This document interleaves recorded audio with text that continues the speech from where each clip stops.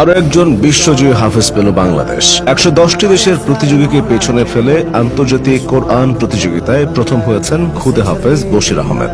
২০২৪ সালের ১৯ ফেব্রুয়ারি ইরানে অনুষ্ঠিত আন্তর্জাতিক কোরআন প্রতিযোগিতার ৩০ পারা গ্রুপে প্রথম স্থান অর্জন করেছেন তিনি। ইরানের শিক্ষা মন্ত্রণালয় ও আওকাফ বিষয়ক সংস্থার তত্ত্বাবধানে ছেলে এবং মেয়ে দুইটি শাখায় অষ্টমবারের মতো প্রতিযোগিতাটি অনুষ্ঠিত হয়।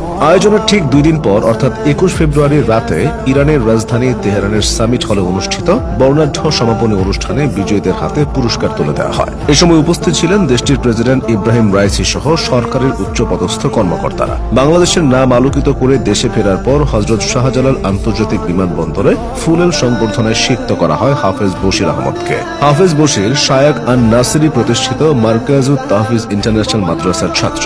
মাদ্রাসাটি রাজধানীর যাত্রাবাড়ির কাজলাতে অবস্থিত। ইরানের মাটিতে এমন সুখস্মৃতি তৈরি করার মাত্র ১০ দিন আগেই আলজেরিয়ার রাজধানী আলজিয়ার্সে অনুষ্ঠিত আরেকটি কোরআন প্রতিযোগিতায় তৃতীয় স্থান অর্জন করেছিলেন হাফেজ বশির। শুধু বিদেশের মাটিতেই নয়, দেশের বিভিন্ন অনুষ্ঠানেও তার প্রথম হওয়ার গৌরব গাথা রয়েছে। বশির আহমেদ ২০২১ সালে এনটিভির পিএইচপি কোরআনের আলো প্রতিযোগিতায় দেশসেরা হাফেজ নির্বাচিত হয়েছিলেন। এছাড়া ২০২২ সালে হুফাজুল কোরআন ফাউন্ডেশনের প্রতিযোগিতায়ও তার প্রথম স্থান অর্জন করার রেকর্ড আছে। ছোট্ট এই হাফেজ হবিগঞ্জের সন্তান।